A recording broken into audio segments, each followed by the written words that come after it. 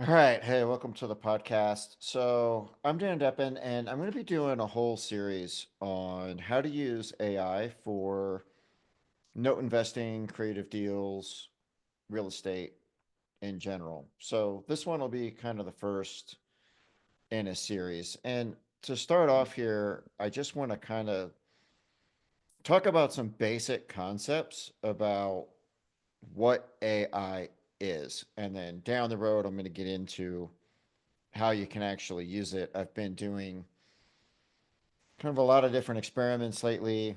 I've actually been buying a number of notes. It's funny because this year my plan going in was to not really try to buy stuff and kind of focus on underwriting. But because I've had some investors, who want to deploy capital, and then I've got this big payoff on a loan coming in my self-directed IRA, I find myself in buy mode. And so what I've been doing is going through and kind of updating a lot of my procedures. The process for how I buy notes is, of course, the same, but I'm using some of these AI tools to speed things up quite a bit. So I'll be getting into that, as we go throughout the summer and the rest of the year. But for today, I kind of want to talk about just what this is, right? And we're going to talk about AI at a little bit of a broader level. So I'm not really getting into the tactics, but this is a little more foundational so we understand what the heck we're talking about when we talk about AI. So, and then down the road, I'll get into the specific tools and help you pick the right ones. Now, first off, there's obviously a ton of hype around AI. And when you ever have a topic in the tech business that's getting hyped up, there's all kinds of misinformation, misunderstandings, and just a lot of times outright lies about some of the capabilities and what it is and what it does. I think if you would ask most people and they answered you honestly, like what AI is, they would think that it just means really, really, really good awesomeness, extra goodness, rainbows and unicorns and that kind of stuff. But it can produce those results, but that's not really what it is. What AI really means is, let's say you have an algorithm, you have an equation, right? Something you're doing to solve a problem. And in AI, instead of just having some complicated algorithm that's going to give you an answer, in AI, the algorithm actually adjusts itself and changes over time. So what's cool about it is it kind of gains experience and then it adjusts itself so it performs better. Um, like I said, that definition is kind of morphed over time into more of a thinking thing. And what I find interesting is that its heart, deep down, you may have heard of neural networks. In the past, these were mentioned a bunch in the 90s. And, a neural network is just a computational model that was inspired by the human brain. And that's what artificial intelligence uses to process data. And it kind of mimics the structure of the human brain a little bit. And those structures allow the computer to basically learn from data patterns, right? And so I don't want to get too crazy into details on the definitions, but there's also, machine learning, which is actually not AI, and then there's, deep learning and things like that. Uh, I first started to get involved with AI a little bit in around 2016 when I was working with Oracle, and in the high tech industry, I was doing like enterprise flash storage products and stuff. It was all the rage in that enterprise market. Of course, since then, now it's all the rage in the consumer market. And even back then, it's kind of funny. My boss at the time, he wanted to. We had this flash storage array, and it was, it had these very complex algorithms. It could move data to faster, more expensive storage layers or slower, cheaper storage layers based on the usage, right? And he wanted to say, hey, we're using these AI algorithms to efficiently manage your data. And it was funny, I talked to the one engineering manager and I said, well, does what we're doing like meet the definition of AI? And she said, no, it's very complex. It's very sophisticated. We have some very intelligent algorithms, but they're not actually artificially intelligent, meaning this was like a fixed algorithm. The algorithm wasn't changing itself over time, which you would have to do to meet the definition.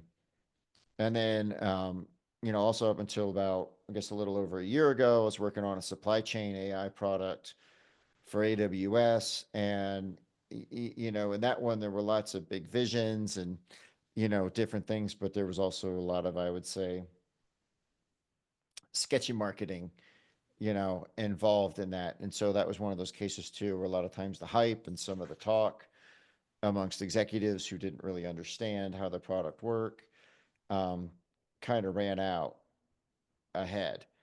Um, and then where I first, and then back up. So right now, what I'm doing with AI, and this is going to evolve a lot. The other thing I want to call out is right, like all the things I'm going to talk about in this podcast series, they're going to change over time, right? So if you're listening to this like a year from now, 2 years from now, the tools are probably different, but this podcast is going to be a little bit more foundational, right? So to date, most of the things I've been using AI for are like, brushing up emails, grammar. I've done some experimentation on using it for images, but at least at this point in May 2025, it's not that great for images and that kind of thing.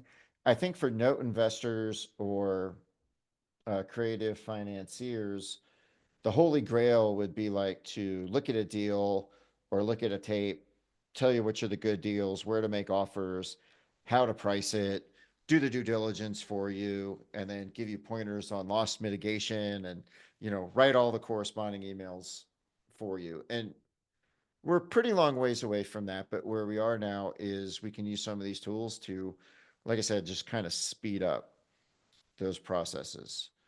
So, okay, so getting into some of these like foundations. Number one, AI is not new, not at all, right? Like the term was actually coined back in the mid 50s. One of the Ivy League schools might have been Dartmouth, I forget which one. But it's been around for a long time, right? If you look at the movie 2001: A Space Odyssey, that was about an artificially intelligent computer that goes bananas and kill some people, right? And that movie came out in 1968. I'm not sure when the book was written. It was obviously sometime earlier. If you look at the movie War Games from the early 80s, right? Like Dr. Falcon is doing AI and he's doing AI to play games and he builds the Whopper computer to run nuclear wars. And of course, that, almost goes crazy. So these concepts are really not new at all. So back in the mid 90s, it's probably 95, 96. When I was in college, I was taking a math course. And I remember talking to one of my math professors in her office hours to ask questions. And we were just kind of shooting the breeze. And she was telling me about some of the research she was doing. And she was doing research in neural networks at the time. And she explained to me how, you'll eventually be able to do all this really cool artificial intelligence stuff. But that at the times, this is about 30-ish years ago, maybe a little less than that, the compute power wasn't available to do it. But she said, we're working out all the theory and working out all the math. And eventually, someday, the compute power is going to be available, and then we'll be able to do all this super cool stuff. And um, it's kind of fascinating to me because 30 years later, here we are. Like now the compute power is available. But all the stuff that's led to this has actually been decades and decades and decades in the making. So this is going to be a really long game with AI. This stuff is going to be around for a long time. Compute power is going to continue to get better like it has since, World War II or whenever they built the first computer. And there will be even newer use cases available. So that's kind of exciting. But we really have what's really unique now is that the performance and cost of the compute hardware, the servers that drive this stuff, and the cloud servicers kind of hit this tipping point where it unlocked all these capabilities. Okay, so today, if we look at what it's good for, right? For the most part, and this could be changing rapidly. Like I said, like this podcast could get quickly out of date. It's really good for admin type tasks. Not as good for super complex tasks unless you're doing something really specific. So today, where we can use AI is to remove a lot of admin work. One of the killer use cases with ChatGPT is it's basically a way better version of Google. So it's easier to find information. It can be pretty good at writing. You got to be a little careful with that, though. Um, I've done a lot of experiments with writing, and mileage varies. Sometimes it's very good, sometimes it's not so good. The thing, though, is like I said, this is removing a lot of admin work and speeding things up, but it's really not replacing the higher level work yet, right? So you need to know what you're doing as an investor, and you need to have enough knowledge to know when AI gives you the wrong answer, which today it does all the time. So I think what happens is, and part of the hype and part of the conflation that's out there is people conflate the ability to offload and really speed up admin work with this like higher level work, right? And so AI can do some higher level stuff, but it's not always that straightforward. And like further background, if you look at how the tech industry works, right? So I've studied this for a long time and been involved in it. Technologies go through this hype cycle, right? And AI is not the first one that's done that and had these kind of inflated expectations. So it's a company called Gartner. They're analysts. They have the Gartner hype cycle, right? And we are probably now at the peak of the AI hype cycle. Other things that have gone through this, like if you look at Cisco with their and Sun with their servers during the dot-com boom. If you remember the telecom boom, also around the 2000 phase at time frame, there was this company called JDS Uniphase making fiber optic cables, and that whole telecom thing went through its boom and bust. So it's all kind of the same stuff. It's not even just a tech thing. It also happens in real estate investing, right? Look at how hot creative financing, wrap loans, subject to was, right? But there were people doing all of that stuff at least 45 years ago. So a lot of this stuff is not new. So what I've been doing is evaluating a lot of AI tools. And the thing to keep in mind when you're considering a new tool, number one is what problem are you trying to solve? Like, don't make the mistake of finding a tool like, hey, this is a cool hammer, and then going around and looking for nails. Think about your investing business, what it is you need to do to find deals, evaluate deals, get them done, and then execute on them well, and where can AI help you solve the problems in that flow, right? Like work backwards from the actual problems that you have instead of just like searching around for cool tools and then trying to figure out how to make them work. Because even if they're really super cool tools that can do neat things, that's not necessarily going to help you. And just keep in mind at all times, especially when you're dealing with a technology that's at the peak of its cycle. I worked for tech companies for a long, long time. Tech companies will lie to you, like, absolutely. As hard as that might be to believe, they will absolutely lie, right? Because all these tech companies are involved in the space.